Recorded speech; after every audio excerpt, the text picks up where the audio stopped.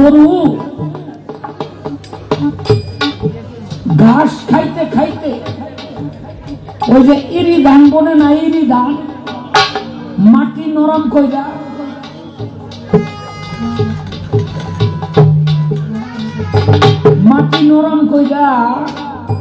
তারপর ইরি ধান বনে।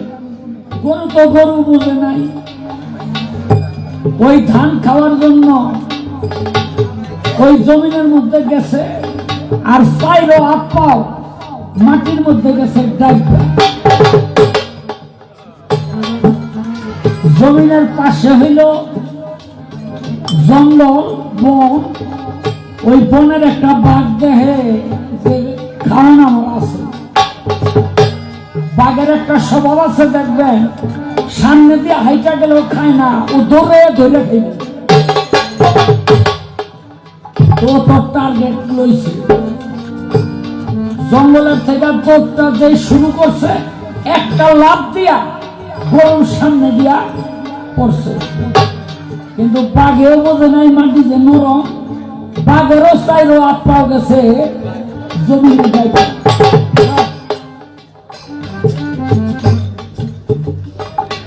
এখানে বাঘেও নড়তে পারে না। তো অনেকক্ষণ পর বাঘে গরু ডালে কয়, ভাই তুই তো আব্বা। কয় কেন? কয় তোরে খাম। কয় তুই আমার খাওয়ার লেগে আইস? কয় রাখি একটু পর তোরে খাইতেছি। কয় তুই আমার কেমনে খাবি রে? কয় দেখ, আমার একটা মালিকে পালে, আমার দেহের রাইখা গেছিল।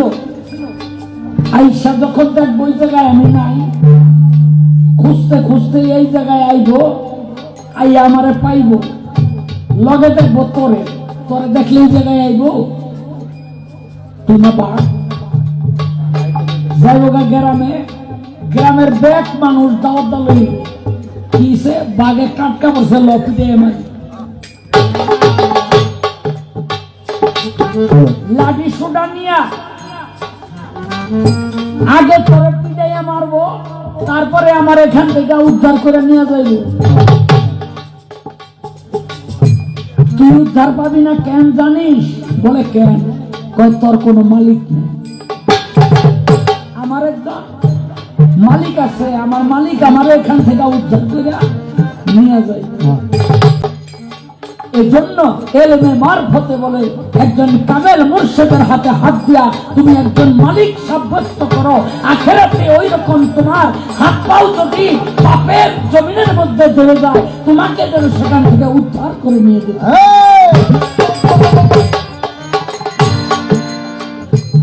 এই জন্য একজন কামেল মুর্শিদের দরকার আছে। তাই হালিম সাইদি বলেছেন, অমূল্য ধন বিক্রি করে বিনামূল্যে পাবি মারফতের দেশে যদি।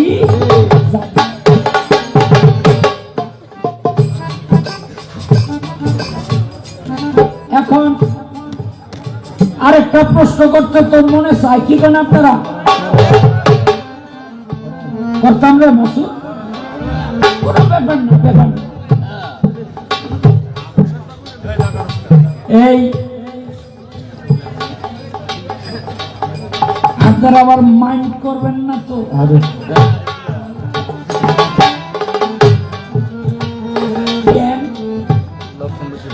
এনে দুর্গা বিয়া করছেন এরকম কেউ তো আছেন, আসেননি? আরে যত মানুষে হই করছেন এত মানুষে না, ও আমরা বুঝি। দুই একজন থাকলে থাকতে পারেন, তবে আপনারা এদিক দিয়ে তিনজন আছে। আলহামদুলিল্লাহ, আলহামদুলিল্লাহ। এটা হাদিসের কথা, আমার না। যারা একটার বেশি বিয়ে করছেন শুনে রাখেন, তাদের ঈমান পাক হয়ে গেছে। রাসূল পাক সাল্লাল্লাহু আলাইহি ওয়াসাল্লাম বলছে, আমার উম্মতের মধ্যে যেই ব্যক্তি একটার বেশি বিয়ে করে নাই তার ঈমান পাকা হয় নাই। হ্যাঁ, এবং আরেকটা হাদিস আছে, এটা আমার কথা না, রাসূল করিম সাল্লাল্লাহু আলাইহি ওয়াসাল্লাম বলছে আমার উম্মতের মধ্যে সেই উত্তম উম্মত যে একটার বেশি বিয়া করলো, একাধিক বিয়া করলো, একের অধিক, ওই তো একের অধিক বিয়া করলো। আবার আল্লাহ কোরআনের মধ্যে কইছে 4টার বেশি বিয়া এক বিবি এক লগে রাখা যাবে না। এই মুক্তা সরকার, পুরুষে একটার বেশি বিয়া করলে ঈমান পাকা হয়, এই হাদিসটা ভাই জানে। এখন আমার কথা হইল মহিলারা তো একটা স্বামী লিয়েই থাকে, 4টা থাক অসুবিধা নাই, স্বামী একটা না, তো মহিলাদের ঈমানটা পাকা হয় কেমন? প্রশ্ন তো হেনে না, এটা হলো প্রশ্নের মাঝখানটা গেরা বাইরিছে।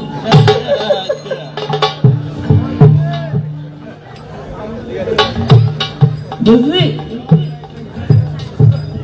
তো একসাথে 4 বিবি পর্যন্ত আপনি রাখতে পারবেন, এর বেশি পারবেন না। এখন মুক্তা সরকার মূল জায়গায় আসি। আমার নবী করিম সাল্লাল্লাহু আলাইহি সাল্লাম যখন পৃথিবী থেকে পর্দা নিলেন তখন তার ঘরে স্টিল নাও 9 জন বিবি ছিল।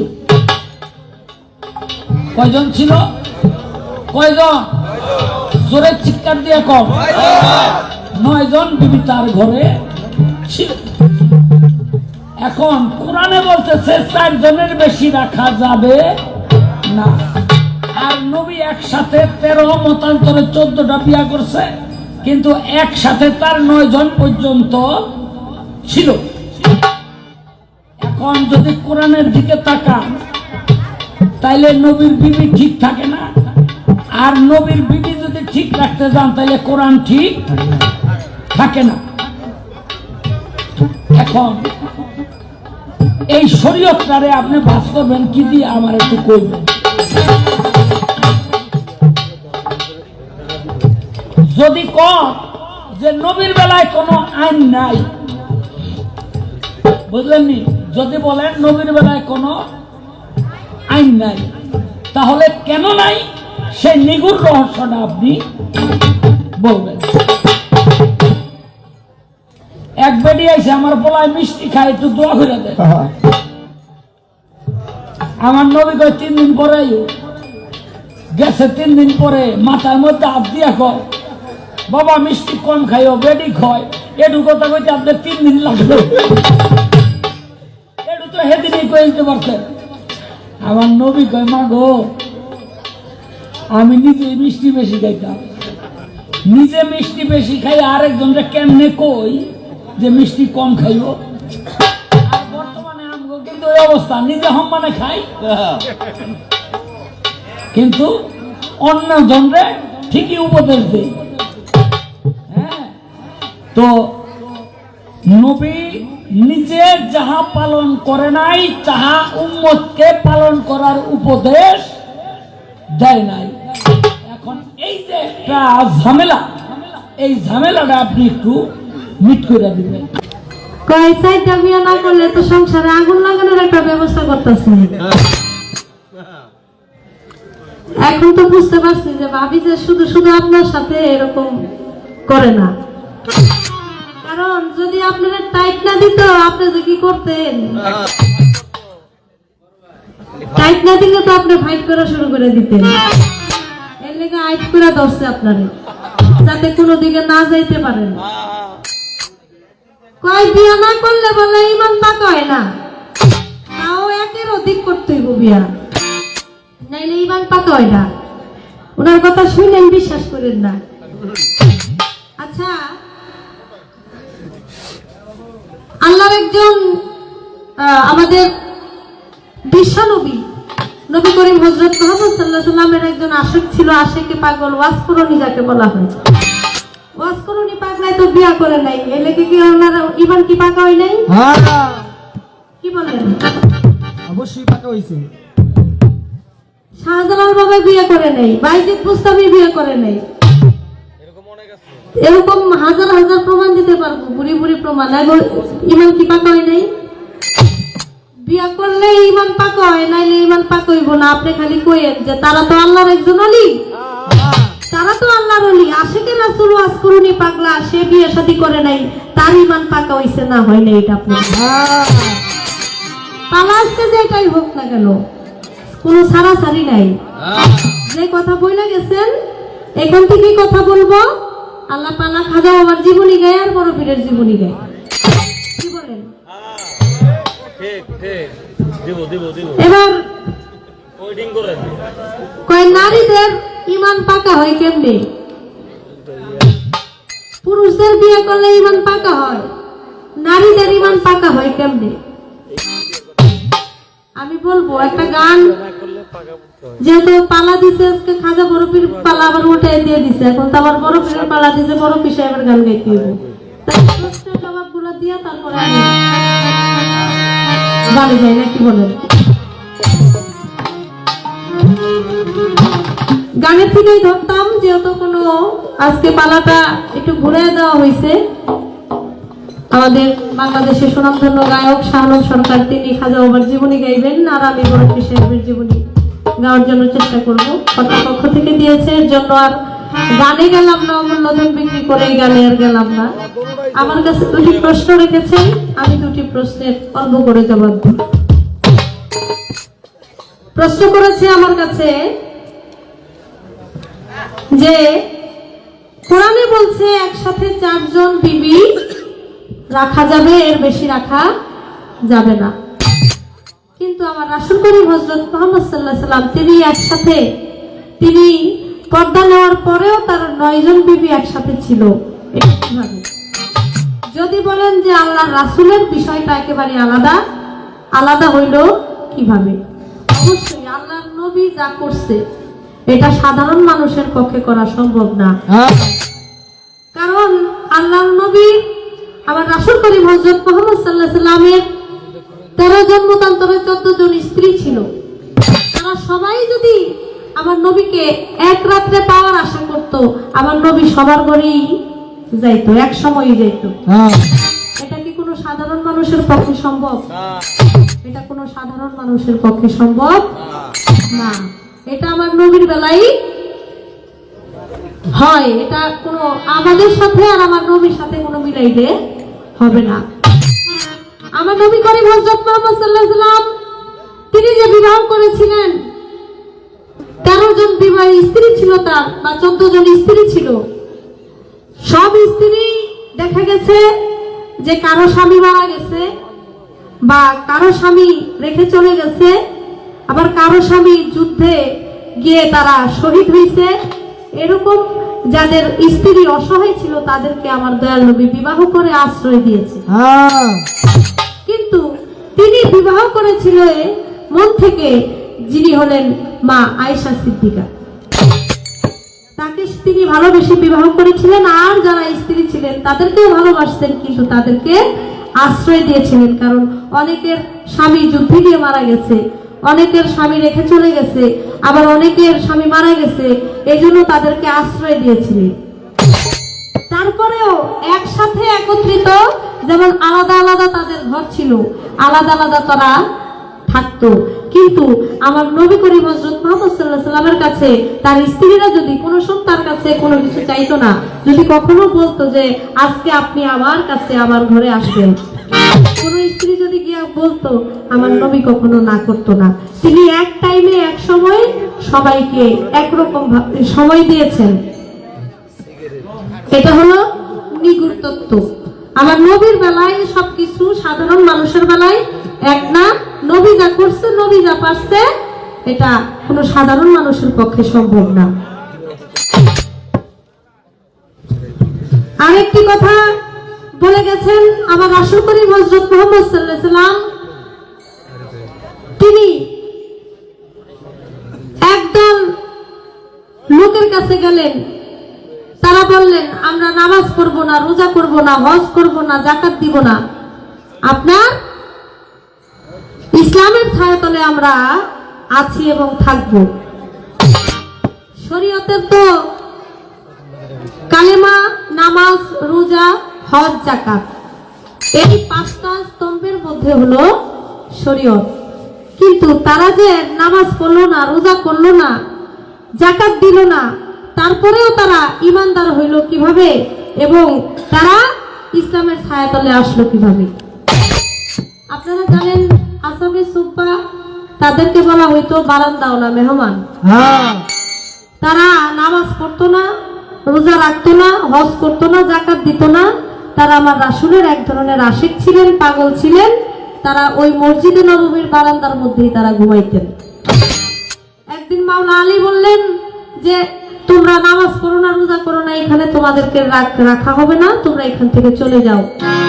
আমার নবী করিম হযরত মুহাম্মদ সাল্লাল্লাহু আলাইহি সাল্লাম বললেন যে তারা নামাজ পড়বে না, রোজা করবে না, হজ করবে না, যাকাত দিবে না, তারপরেও তারা বিনা হিসাবে জান্নাতি।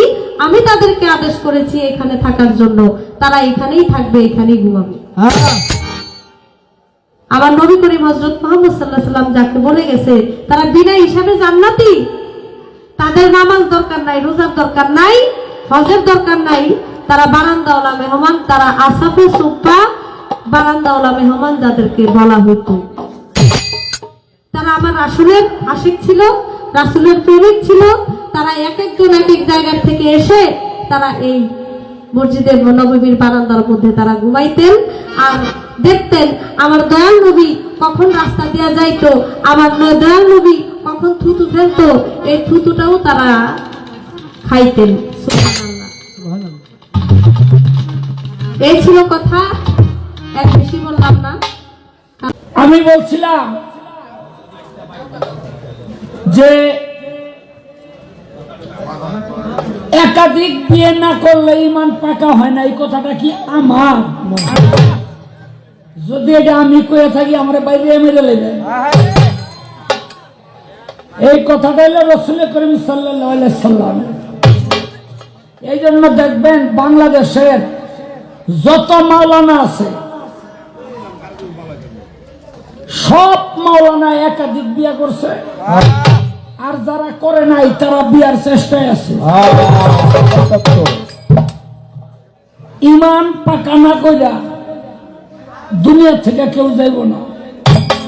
এই হাদিসটা মুক্তা সরকার তোমারে আমি কই, ওই যে রেকর্ড হইতেছে, আমার বাবাই বাচ্চা থাকতে যদি আমি পাইতাম হাদিসটা, আমার বাপেরও আরেক বিয়া করাইতাম।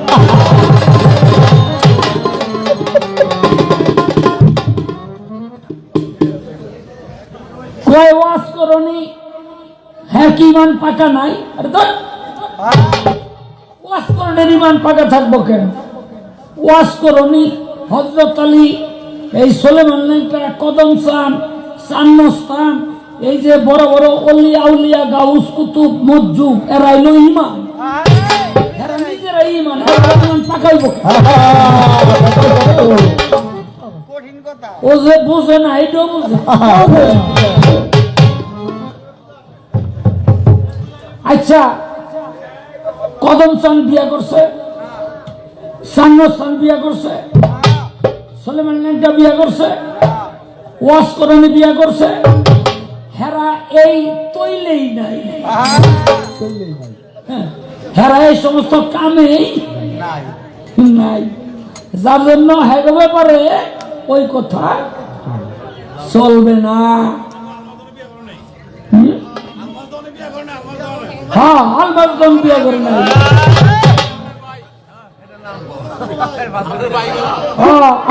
আলমাজদনের ভাই আপনি? ছোটবেলায় কত আইছি পান্নাচর, আলমাজদন সাহেবের সাথে কালীগঞ্জ থেকে নৌকা লইতাম, চরে নামতাম, এই পর্যন্ত কাপড় উঠে বাইর যেতাম না, নল দিয়ে মারতো খালি। হ্যাঁ, ওই পান্নার চরের বহু মানুষের ঝগড়া বিবাদ এই করতো, মীমাংসা করতো দেওয়ান সাহেব। হ্যাঁ, আমি নিজে তার সাথে বহুবার আইছি। আমার যে হারমোনিয়াম বাজনাটা উনি শিখাইছে। তো এখন এই গুহার মধ্যে এক ব্যক্তিকে দেখলো, এই ব্যক্তির আবার বাঘ একটা কি দিল, কি নিল, বাঘ কেন এই হলো তার জিজ্ঞাসা। তো আগে একটা গান করি আমার খাজা বাবার, তারপরে দেখি তার জবাব দেওয়া যায় কিনা।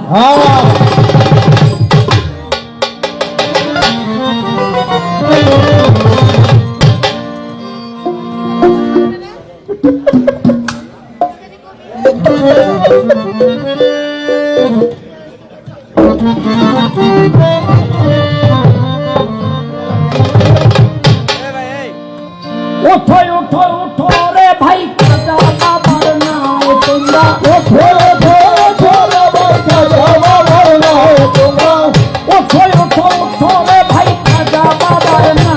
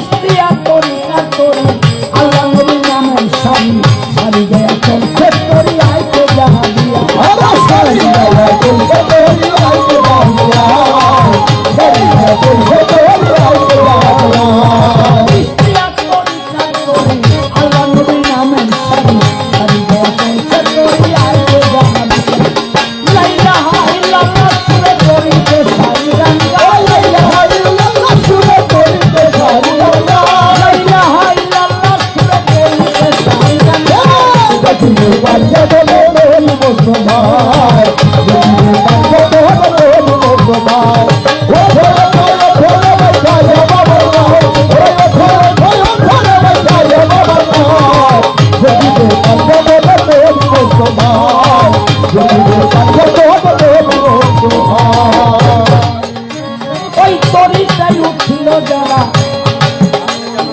আহলে জান্নাতি তারা, ঘোষণা করিল আমার খোদ ঘোষণা করিল আমার খোদ ঘোষণা, ঘোষণা করিল আমার খোদ ঘোষণা। তরিটাই উঠিল যারা আহলে জান্নাতি তারা, ঘোষণা করিল আমার খোদ ঘোষণা। উস্তাদ আবুল সরকার বলল আশায় আমার আবুল সরকার বলল আশায় আমার আবুল সরকার বলল আশায় আমার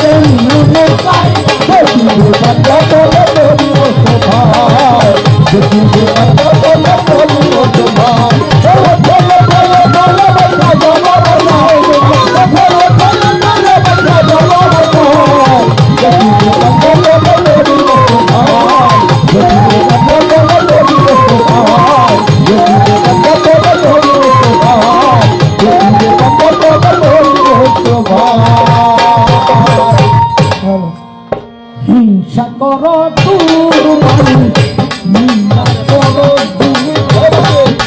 ফুরাইলে যাইতে হবে।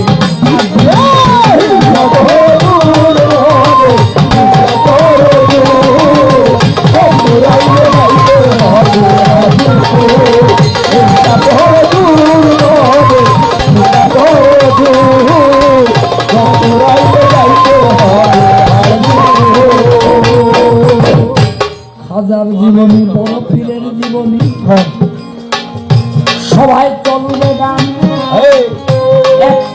প্রশ্ন মুক্তা সরকার করলেন আমায় বান্ধব, সেই প্রশ্নের করব জবাব ধর্মসভাকার খাজা বাবায় আসতেছিল এই ভারতের নগরে, পথিমধ্যে একটা গুহা দেখিবারে পায়, গুহার মুখে বাঘ একটা দেখা যায়, এক ব্যক্তি গুহার ভিতর তার গেল নিয়া, ওই ব্যক্তি কোন ব্যক্তি বলো না ভাই।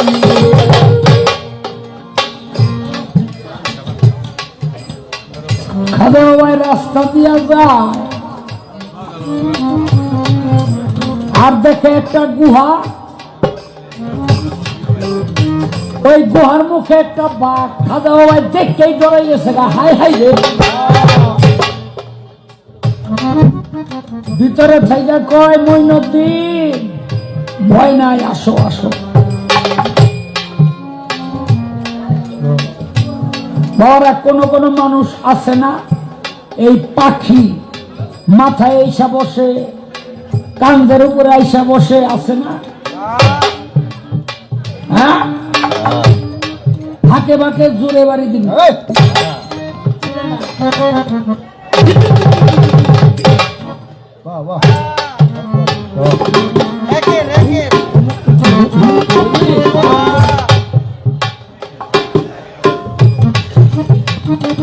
রাবেয়া বছরে রাস্তা দিয়া যায়, মাথায় পাখি বসা, কানের উপরে পাখি বসা, ডেনার মধ্যে পাখি বসা, হাতে পাখি বসা, পিঠে পাখি বসা। হাসান বসরি যে সামনে আসছে, পাখি সব উড়ে গেছে।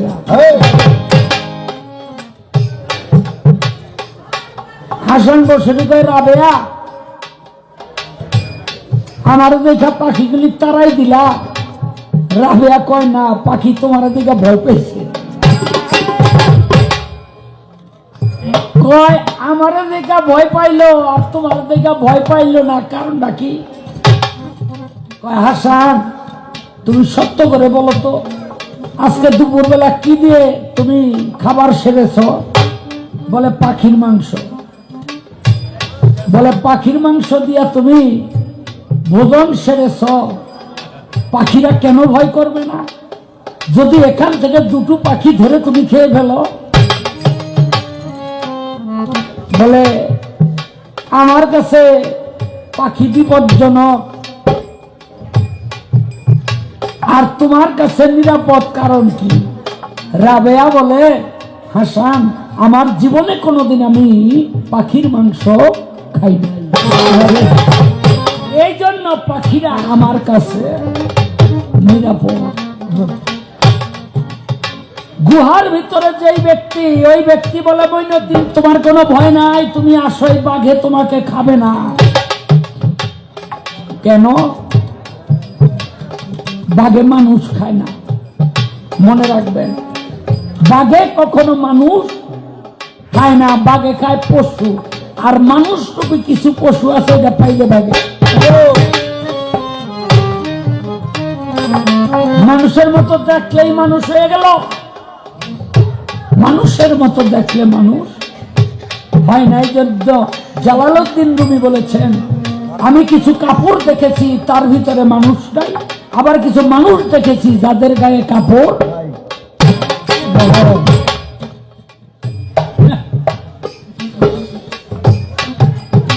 ভিতরে গেছে সে কে? সিরিয়া দিয়া যখন আসে, তার নাম হলো আহাদ মুহাম্মদ আল ওয়াহিদ। আহাদ মুহাম্মদ আল ওয়াহিদ মস্তর একজন আল্লাহর ওলি। ওই বাঘটারে রাখছে এলো, ওই বাঘটারে সে হুকুম দিয়ে রাখছে আমার চোখে যদি ঘুম আসে তুই একটা হুঙ্কার দিবি, আমার চোখের ঘুম কেটে যাইব একটা সেকেন্ডের জন্য, যেন আমি মাবুদের না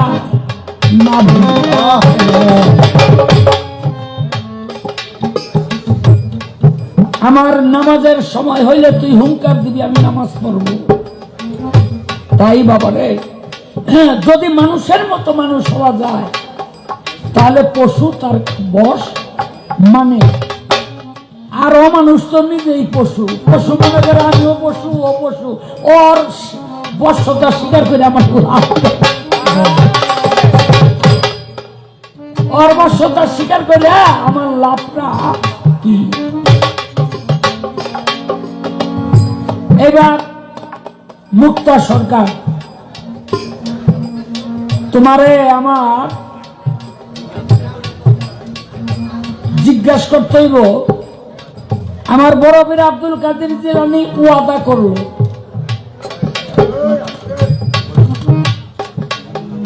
আমার বড় পীর আব্দুল কাদের জিলানী ওয়াদা করলো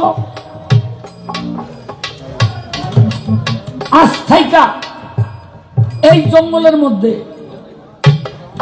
আমারে যদি কেউ না খাওয়াইয়া দেয় আমি খাবো না।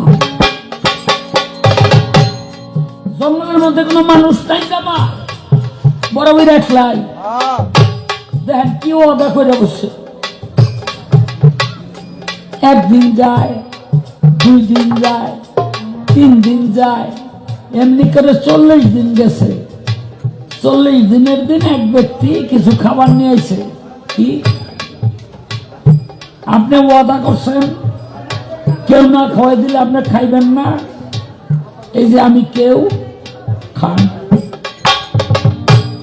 বড়বীর কয় না আমি খাবো না। আচ্ছা বড়বীর না ওয়াদা করলো কেউ খাওয়াইলে খাইবো, নাইলে খাইবো না।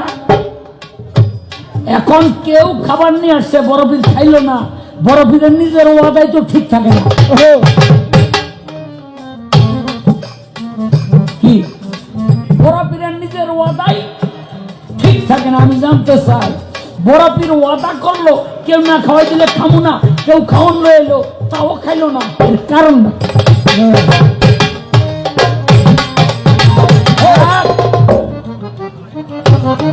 এমনি ছেড়ে দেবো, আগে তো ছোট কালে ওখানে বড় হয়ে আইসা।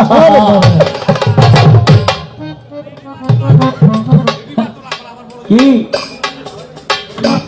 আগে ফোনে কইলে আইয়া পড়তো, ওখানে 70,000 লাগে, বুঝলেন নি? আগে ফোনে কইলে আইয়া পড়তো, আর ওখানে 70,000 লাগে। তোর 1,000 টাকা পয়সা নেওয়াইতেছে, আমি ব্যবস্থা করতেছি আবার যেন কইলে আইয়া পড়ো। এই মানুষ মাটি দিলে কবরের মধ্যে দেয় না? কবরের মধ্যে দিলে 40 কদম ওই মাটি দিয়া বাইরে আইলেই মনকির নকির 2 ফেরেশতা গিয়া কয় মার রাব্বুকা। কি কন আপনার এলাকায় কি এই সিস্টেম? আমাকে হাসপাতাল দিয়ে কিন্তু এরকম চলতে।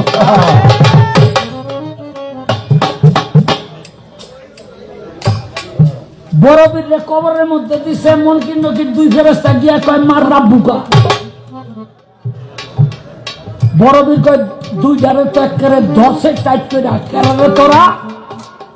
কয় আমরা মনকির নকির 2 ফেরেশতা। তো ফেরেশতা তো বুঝলাম, তোরা হিন্দু না মুসলমান? কয় আমরা মুসলমান। কয় তো মুসলমান তোরাও আমিও, তা আমারে সালাম দিলি না কেন? দেখা হইলে কবি না মুসলমানের 6টা দাবি, তার মধ্যে প্রথম দাবি হলো সাক্ষাতে সালাম দেওয়া। মনে রাখবেন, আমরা অনেকেই জানি না। তারপরে হইলো কেউ যদি রাস্তা হারিয়ে যায় তারে দেখাই দেওয়া। তারপরে হইল কোন বিপদগ্রস্ত লোককে বিপদ থেকে উদ্ধার করা। তারপরে হইল কেউ যদি মারা যায় তাকে মাটি মন্দির করা। এরকম 6টা দাবি এক মুসলমান আরেক মুসলমানের কাছে পাও না। এই মনকির নকির, মুসলমান হইলে আমারে সালাম দিলি না কেন? মনকির নকির কয় বড়বীর ভুল হয়ে গেছে, আমরা কোনোদিন দেই না, মাফ করে দেন। কয় আসলে তোকে এই জন্য ধরি না, ধরছি হইল আল্লাহ আমাকে বানাইব, তোকে জিগাইছিল তোরা না করছ কেন? যে মানুষ বানায় না মারামারি কাটাকাটি ধরাধরি পাড়াবাড়ি খুনাখুনি রাহাজানি কইরা ধ্বংস হয়ে যাইব, আপনার ইবাদত করার জন্য আমরাই তো যথেষ্ট। এই কইছিলি কিনা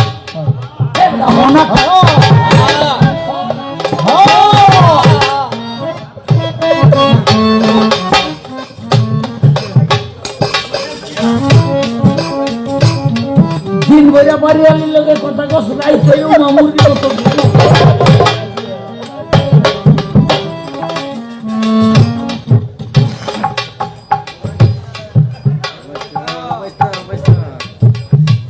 কয় বড় পীর আপনারা সালাম দেই নাই এই জন্য ধরেন নাই, ধরছেন কেন? আমরা আল্লাহ মানুষ বানাইব, আল্লাহরে কইছিলাম মানুষ বানাইন না। তো বড় পীর আমগো ধৈর্য বইয়া রয়েছেন। আপনি একটা কথা কোন তো, আমরা দুইজনেই মিললাম আল্লাহরে না করছিলাম না আরো ফেরেশতা ছিল? বড় হোক আরো তো আসছিল। কত আমাকে দুজনকে সাইডা দেন জিগাই আহি, কয় সাইডা দিলে যারা আইবি না আমার কাছে, এটা আমি বুঝা গেছি। ধরছি একবারে কিয়ামতের মাঠে তখন মনকিন নকির কয় বড় পীর তাহলে একটা কাম করেন। কয় কি? কয় একজনকে ধরে রাখেন আরেকজনকে ছাড়েন। বড় পীর কয় এই যে একটা যুক্তি আছে, কি সার দিতে হয় না? হ্যাঁ, তো একটারে সার সেটা দৌড় বেড়ে গেছে আল্লাহর কাছে। আল্লাহ কই বেড়াইছেন? কয় কেন? কয় উল্টা সল জবাব শুরু করে দিচ্ছে। কয় আরে হইছে কি? কয় হইছে বড় পীর আব্দুল কাদের জিলানী জিগায় মানুষ বানাইতে আপনারা না করছিলাম কেন? একটারে ধরে রাখছে, আমি কোনো মতো ছুটকাইছি, এখন যদি জবাব দিতে না পারি ওইটারে ছাড়বো না, আপনি শিখাইয়া দেন, জবাব দিয়ে ওইটারে ছুটাই লহি। আল্লাহ কয় আমার কাছে জিগাই না করছিলি? কয় না জিগাই নাই। কয় এই জবাব আমিও জানি না। সব ফেরেশতারা একটা মিটিং করলো, কি চাও? আমরা যখন না করছি অপরাধ সবারই হয়েছে। বড় পীরের কাছে কবরের মধ্যে গিয়া মনকির ধরছে এক পাও, বড় পীরের মকির ধরছে আর এক পাও। আরো ফেরেশতার নাম দি কইেন। এই তো ফেরেশতার নাম আমি জানি, আমি জানি কি আর ফেরেশতা বাবা। আজরাইল, জিবরাইল, মিকাইল, ইসরাফিল, মেহেতের কাল, মেহেতের ডাল, মেহেতের সাল, মেহেতের কুশ, মেহেতের কুয়া, সব ফেরেশতা কবরের মধ্যে গিয়ে আদর করে খাওয়াইছে, মাফ করে দেন। বড় পীর কয় মাফ করতে পারি একটা শর্তে। কয় কি? কয় শর্ত হইল আজ থেকে কিয়ামত পর্যন্ত কোন কোন কিতাবে বলে এজাক্স নামক যে কবরস্থান বাগদাদে ওইটা, কোন কোন কিতাবে বলে পুরা বাগদাদ। এই এলাকার মধ্যে কেউ মাটি মন্দির পাইলে কবরের মধ্যে সওয়াল জবাব জিজ্ঞেস করতে পারবি না। রাজি? মুনকির নকিরের মুখের দিকে চাই, নকির মুনকিরের মুখের দিকে চাই, কি করুন? আজরাইল আর জিবরাইলে কয় রাজি হয়ে যা। কয় কেন? কয় নাইলে সীমানা বাড়াই দিতে। কয় বড় পীর রাজি। সুট্টা মুট্টা আইছে। সেদিন থেকে কিয়ামত পর্যন্ত বাগদাদের মাটিতে মাটি মন্দির পাইলে কোন মুসলমানের কবরের মধ্যে সওয়াল জবাব। বাগদাদের মাটিতে এই বুশের সময় Bush double Bush, George Bush, হ্যাঁ, এই বুশের সময় ইরাক আক্রমণ কইরা বহু মানুষ মারছে। আবার বহু খ্রিস্টানও কিন্তু বাগদাদের মাটিতে মুসলমানরা পুঁতা থুইছে। কি থুইছে কিনা খবর রাখে না। হ্যাঁ, তো হেগলি রেগে জিগাইছে না? না, হেগলি রেজি খায় নাই, ওগুলি ওখানে নাই। কারণ পবিত্র মাটিতে অপবিত্র লোক থাকতে পারে, পবিত্র মাটিতে অপবিত্র লোক থাকতে পারে।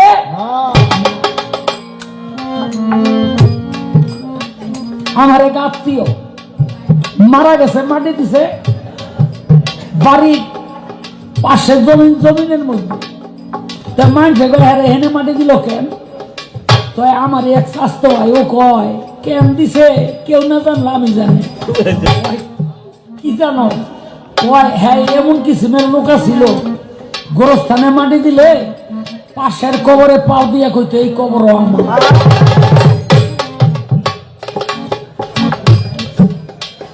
পাশের কবরে পাউডা বাড়াই দিয়া এরপরে কইতো এই তুই হেনতে যা, এই কবর আমার। এই লেগে আল্লাহর তরফ থেকে হেরে হেনে মাটি দিছে।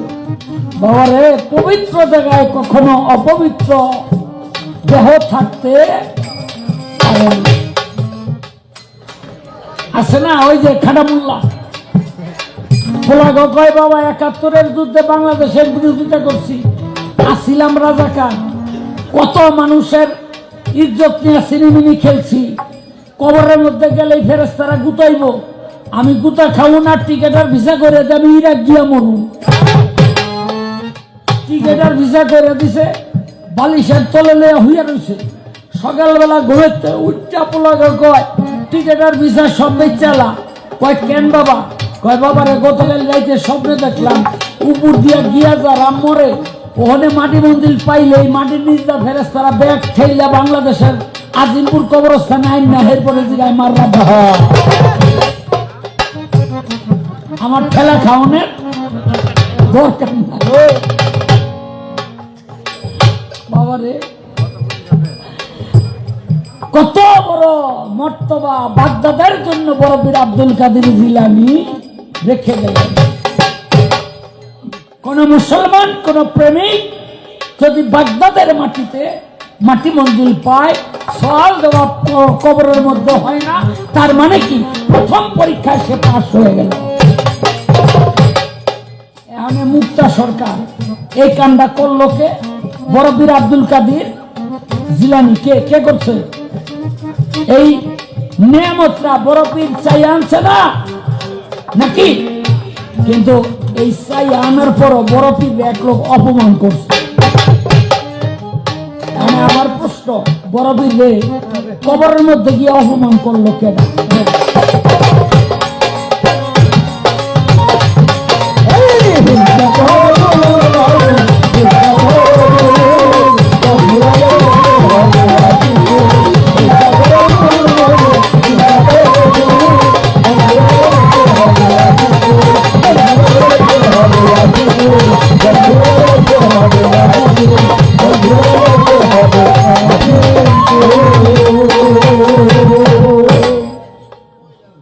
আমাদের শ্রদ্ধা মুরব্বী একটি গানের অনুরোধ করছেন, গানটা গাই হন।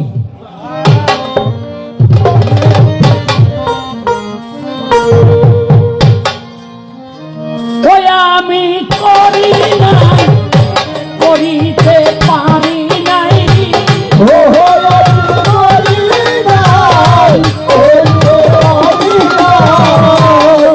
আমি করি নাই, করিতে পারি নাই, পিতা মাতার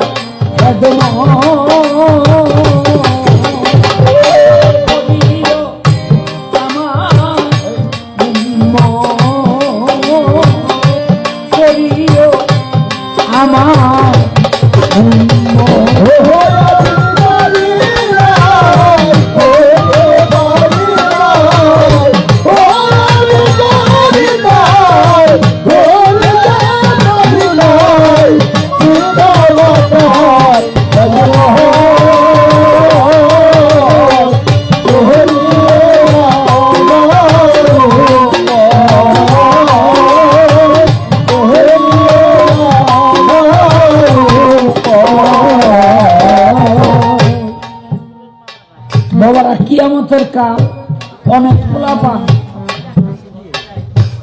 বিয়া শাদী করতে পারলে বাপ মা ভুলে যায়। আপনার এলাকায় আছে কিনা জানি না, হিলো জাঙ্গাকে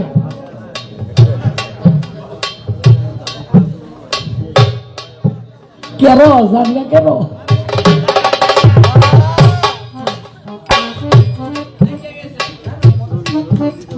দেখেন,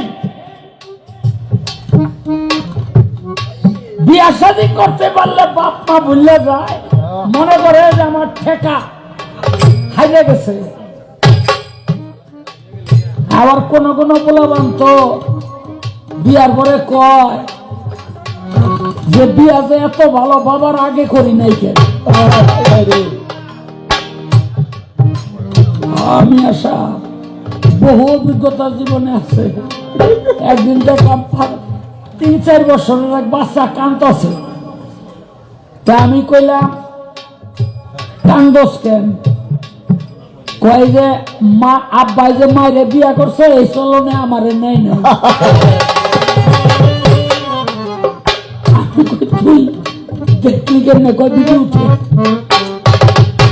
ভিডিওতে দেখছে ওর বাপে বিয়া করছে ওর মায়েরে, কিন্তু ওরে চলনে নেই না। এই জন্য ও কান্দছে, আর কি ওর কান্দন থামান যায়? এই ফলা বড় হইলে কি অবস্থা হইব?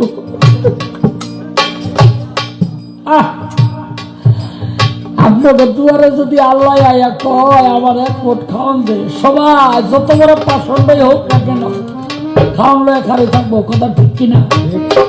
আর আল্লাহ কি কয়? আল্লাহ কয় যদি আমারে কেউ খাওয়াইতে চাও তোমার মায়ের মুখে খাবার তুলে দাও, আমারে যদি কেউ খাওয়াইতে চাও তোমার বাবার মুখে খাবার তুলে দাও।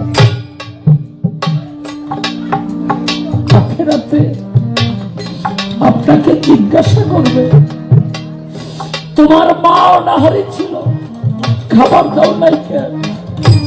তোমার বাবা অনাহারী ছিল, খাবার দাও নাই কেন? তোমরা কি জানো না? সূরা লোকমান 14 নম্বর আয়াতের মধ্যে আল্লাহ পাক বলে তোমাদের মা বাবা যদি কাফের বেদিন মুশরিক হয়, যদি আমাকে আল্লাহ না মানে কোন মাটির মূর্তি কেউ মাবুদ হিসাবে সেবা করে সেজদা করে, তবুও সন্তানেরা তোমাদের প্রতি আমার নির্দেশ হইল ওই মা বাবারও খেদমত করো।